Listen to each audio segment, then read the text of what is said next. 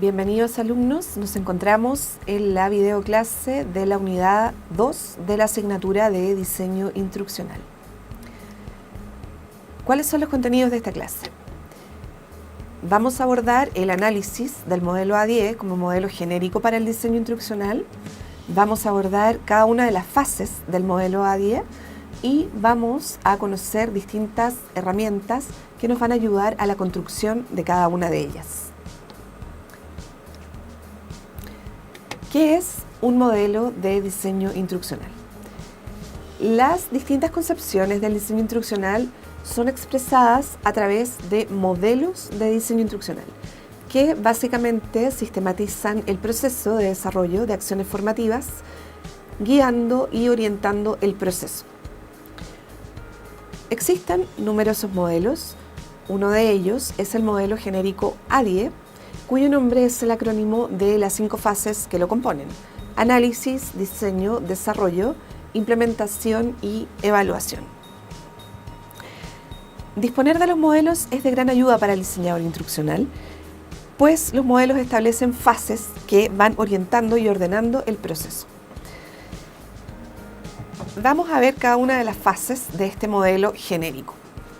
Comenzamos con el análisis, que es el paso inicial, donde analizamos la necesidad o problema educativo que podemos enfrentar.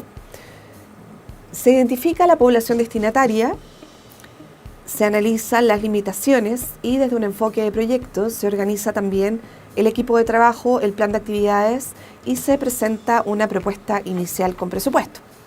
La segunda fase es la fase correspondiente al diseño y en ella se establecen las metas instruccionales u objetivos de aprendizaje, se diseña el sistema instruccional y sus componentes, se determina la estrategia instruccional a utilizar, se organizan y secuencian los contenidos, se les da un orden, se define la estructura general del curso, se seleccionan o diseñan los medios instruccionales que vamos a utilizar y se elabora el plan de evaluación y los instrumentos necesarios para ello. Aquí, por supuesto, definimos también el ambiente de aprendizaje, donde vamos a llevar a cabo la instrucción en función de las necesidades y del contexto.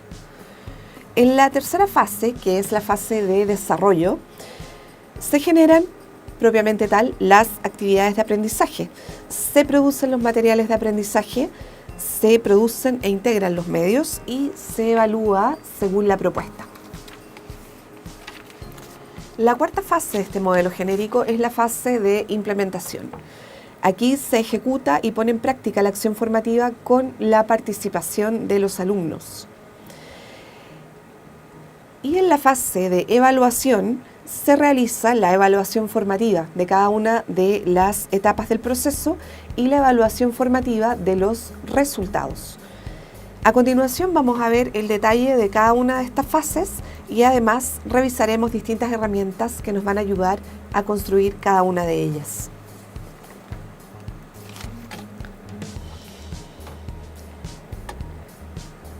La primera fase, como señalamos anteriormente, es la etapa de análisis, que es el paso inicial y la base de las etapas que vienen a continuación. En la etapa de análisis debemos respondernos preguntas. Por ejemplo, ¿cuál es el objetivo del proyecto formativo? ¿Cuál es el perfil de los estudiantes? ¿Cuáles son las características de la institución donde se va a implementar la instrucción?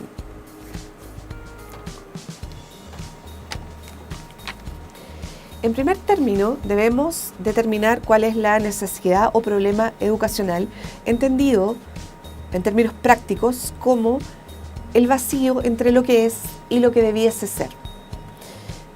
Por ejemplo, si nos preguntamos cuál es el nivel de comprensión lectora de los estudiantes en un curso determinado y cuál es el nivel de comprensión lectora que debiesen tener estos estudiantes. Identificamos entonces una brecha. Si nos situamos, por ejemplo, en una empresa, necesitamos realizar un diagnóstico de necesidades de formación o capacitación, es decir, identificar las brechas en las competencias de los miembros de la institución para orientar así la propuesta formativa. Algunas herramientas útiles para llevar a cabo este diagnóstico de necesidades de capacitación son, por ejemplo, los cuestionarios, las entrevistas, el análisis de fortalezas, oportunidades, debilidades y amenazas de la institución, conocido como análisis FODA, y por supuesto la observación directa, que nos permite percibir una situación en su contexto. Por ejemplo, observar a un ejecutivo de atención de público en su puesto de trabajo, realizando y desempeñando sus tareas. Al analizar a la población destinataria, debemos respondernos preguntas como: ¿cuál es su edad o en qué segmento etario se ubica? ¿Cuál es su motivación e interés por el tema? ¿Cuál es el estilo de aprendizaje predominante? ¿Cuál es su nivel sociocultural? ¿Qué habilidades digitales tiene? ¿Tiene acceso a dispositivos digitales? Y también conocer otras características como su profesión o su nivel sociocultural.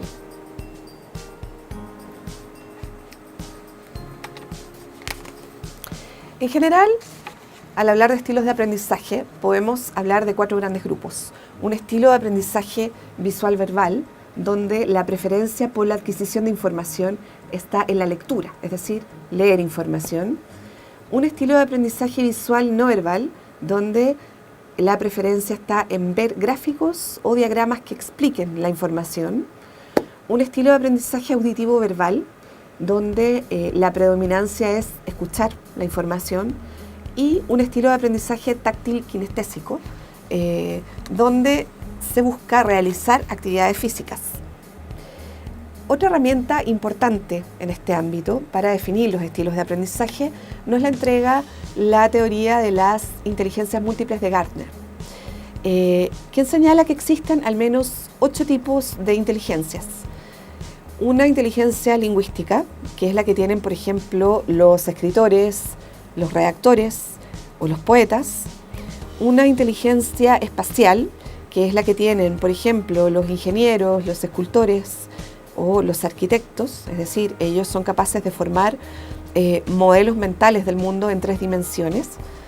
Una inteligencia musical, que es la que pueden tener los músicos, los cantantes, los compositores. Una inteligencia corporal kinestésica, que es la inteligencia de los bailarines, los deportistas, es decir, de quienes utilizan el propio cuerpo para resolver problemas o realizar actividades. La inteligencia intrapersonal, que es la que nos permite entendernos a nosotros mismos. La inteligencia interpersonal, que es la que nos permite, del otro lado, entender a los demás. La inteligencia naturalista, que es la que utilizamos cuando observamos y estudiamos la naturaleza y que es muy común, por ejemplo, en biólogos o botánicos. Y una inteligencia lógico-matemática, que es la inteligencia que suelen tener los científicos y que durante muchísimos años se ha asociado en nuestra cultura como la única inteligencia posible. Otro recurso muy interesante en esta tarea de poder determinar estilos de aprendizaje es conocer el ciclo de aprendizaje de Kolb. Él señala que para aprender es necesario disponer de 4 capacidades: una experiencia concreta, una observación reflexiva, una conceptualización abstracta y una experimentación activa. De la combinación de estas 4 capacidades surgen 4 estilos de aprendizaje, que sería el acomodador, divergente, convergente y asimilador.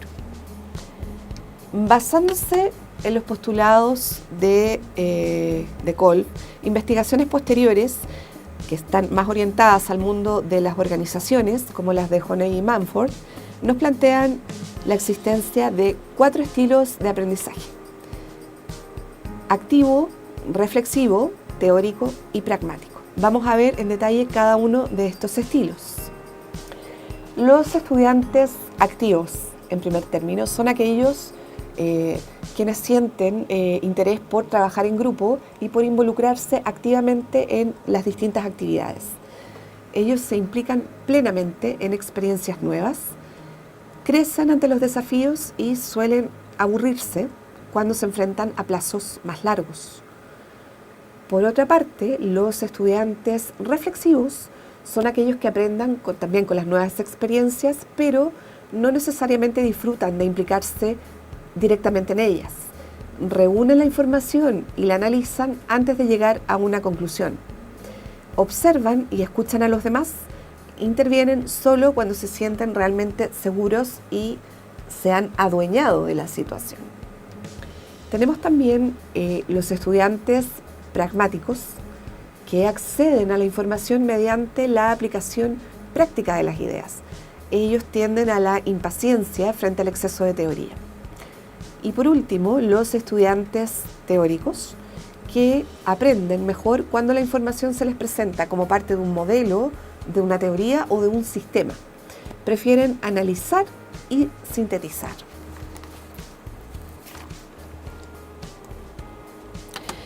Como señalamos anteriormente, es relevante también analizar la institución donde se va a implementar la instrucción y donde se va a aplicar el material instruccional, de modo tal de poder tomar las decisiones adecuadas.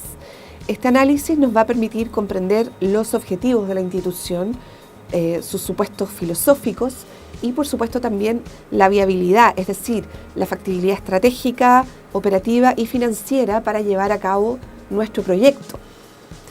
Aquí debemos indagar en aspectos como la cultura organizacional, la estructura de la organización, los canales de comunicación, las jerarquías, el tipo de negocio y, por supuesto, como señalamos anteriormente, los recursos humanos, financieros y técnicos.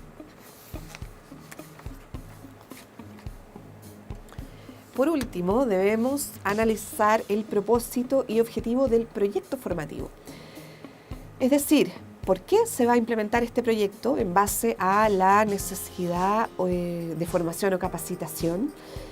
¿Para qué se va a implementar respecto de los resultados a alcanzar por la población destinataria? ¿Y qué competencias, entendidas como destrezas, conocimientos y actitudes, queremos lograr por los estudiantes al finalizar el proyecto formativo? La segunda fase del modelo genérico es la fase de diseño. Aquí algunas preguntas orientadoras en esta fase son: ¿qué objetivos del aprendizaje se van a trabajar? ¿Cuáles serán los enfoques metodológicos? ¿Utilizaremos, por ejemplo, un modelo conductista, directivo o tal vez un modelo constructivista por descubrimiento? ¿Cuál será la secuencia de organización de los contenidos? ¿Qué medios vamos a utilizar? Textos, videos, recursos web, recursos digitales, recursos de elaboración propia o recursos libres. Y cómo se realizará la evaluación, es decir, ¿qué se va a evaluar?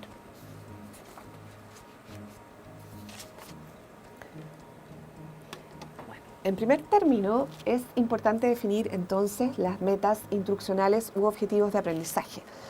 Es decir, se define lo que se espera que el estudiante aprenda y las habilidades que espera que desarrolle.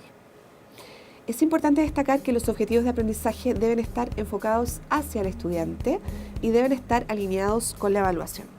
Es relevante también considerar un enfoque por competencias, es decir, planificar desde el punto de vista del aprendizaje y de preparar al estudiante para una perspectiva profesional. Existen distintos tipos de objetivos. Básicamente podemos hablar de tres tipos de objetivos. Los objetivos conceptuales, que conforman el saber en cuanto a aspecto disciplinar. Los objetivos procedimentales, que conforman el saber hacer en cuanto a procedimiento. Y los objetivos actitudinales, que conforman el saber ser.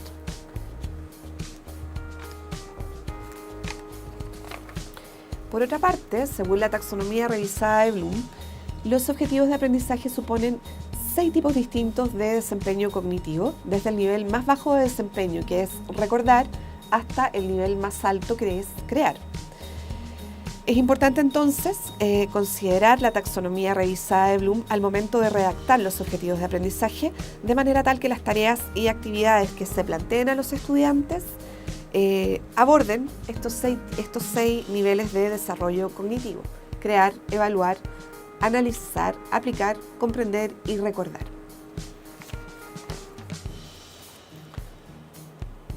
Por ejemplo, si el objetivo de aprendizaje es que los estudiantes comprendan los componentes de un sistema de atención de público de calidad, el diseño instruccional debe alinear tanto las actividades pedagógicas que plantea el curso como la prueba o evaluación del aprendizaje con dicho objetivo, como vemos en el ejemplo que tenemos en pantalla.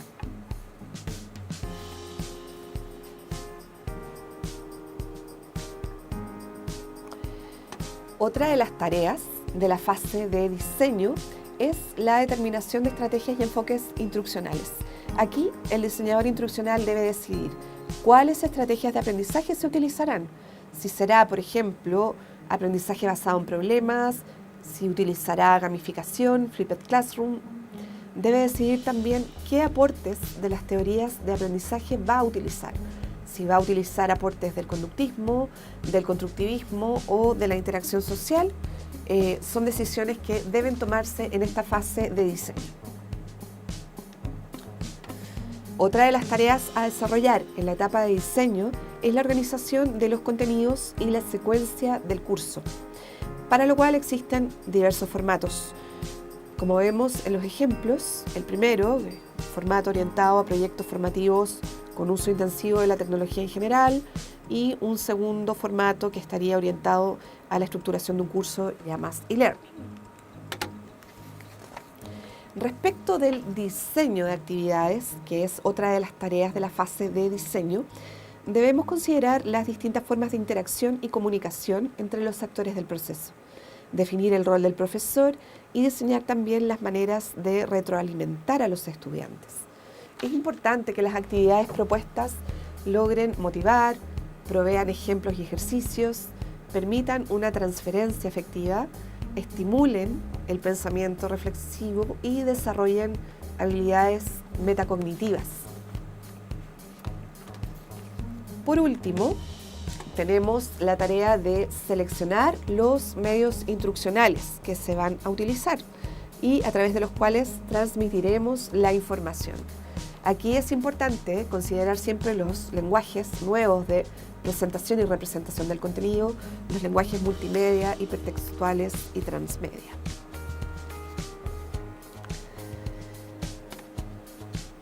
Una vez finalizadas las etapas de análisis y de diseño, entramos en la fase de desarrollo, donde se elaboran básicamente los materiales, los contenidos, las actividades y la evaluación.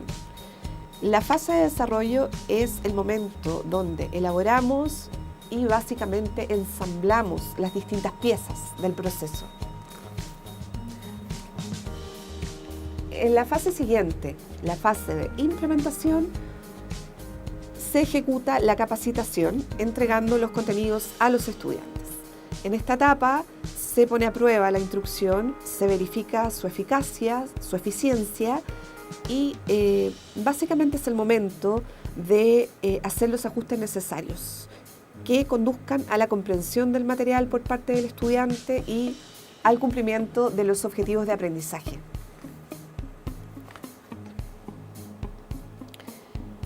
Finalmente, la etapa de evaluación está realmente presente durante todo el proceso de diseño instruccional, puntualmente a través de la evaluación formativa que se realiza para verificar los logros y hacer ajustes a la versión final, y la evaluación sumativa que se realiza al final del proceso, una vez implementada la instrucción. Esta evaluación sumativa es la que permite verificar si se alcanzó lo que realmente se esperaba. Algunas preguntas orientadoras para la fase de evaluación son: ¿por qué evaluar? ¿Qué se evalúa? ¿Cuándo se evalúa? ¿Quién evalúa? ¿Y cómo se evalúa? Vamos a ver con un poco más de detención la fase de evaluación a continuación.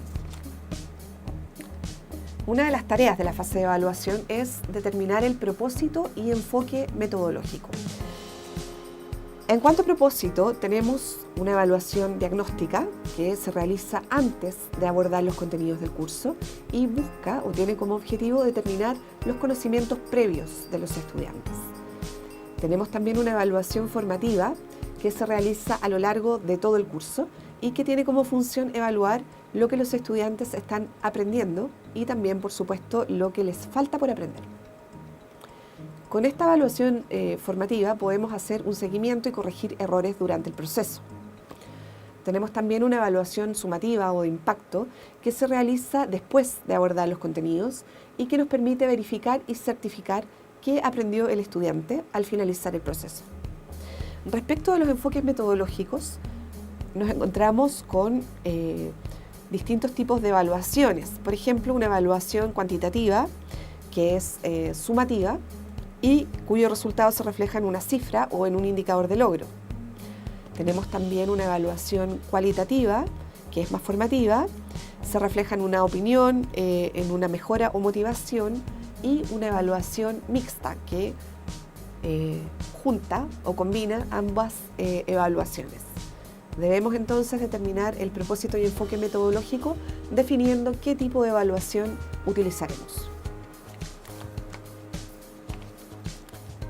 Otra de las preguntas que debemos responder y de las decisiones que debemos tomar en esta fase del diseño instruccional es ¿quién evaluará? ¿Será una autoevaluación? Es decir, ¿el propio estudiante evaluará su proceso?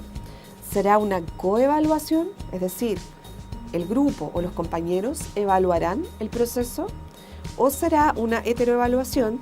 Es decir, el profesor será quien realice la evaluación. Debemos también determinar el objeto de la evaluación. Es decir, ¿qué vamos a evaluar? Vamos a evaluar al estudiante, al material instruccional, a las estrategias instruccionales o al proyecto global.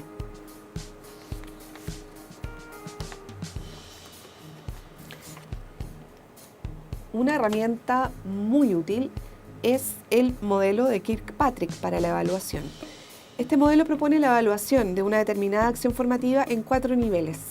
Un primer nivel que tiene que ver con evaluar la reacción, que muchos entienden como la satisfacción del cliente o del alumno que recibe la formación. Un segundo nivel que tiene que ver con evaluar el aprendizaje propiamente tal. Un tercer nivel que es la evaluación del comportamiento, es decir, descubrir si las competencias alcanzadas a través de la formación se emplean y conservan, por ejemplo, en el ambiente de trabajo. Y un cuarto nivel que es la evaluación de los resultados, que no necesariamente tiene que ser desde una mirada económica.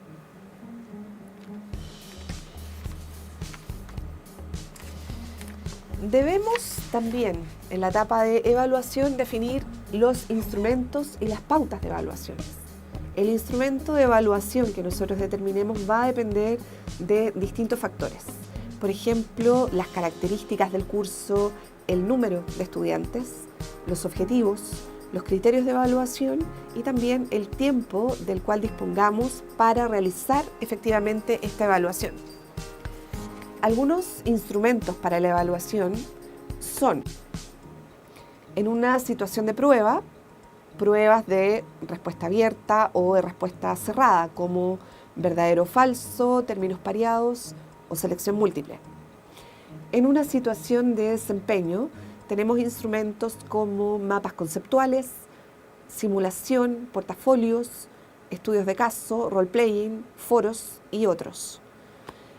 Y respecto de las pautas de evaluación, se utilizan muy comúnmente las rúbricas, las listas de cotejo, las escalas de valoración y, por supuesto, la observación del trabajo de los estudiantes. Por último, debemos determinar las dimensiones e indicadores y ordenarlos en una matriz simple de evaluación, como la que vemos en pantalla. Por ejemplo, si nuestra dimensión a evaluar es la aplicación de conceptos, nuestro indicador puede ser llevar a la práctica lo aprendido mediante la simulación de situaciones cotidianas, y el instrumento para la evaluación que hemos definido puede ser la rúbrica.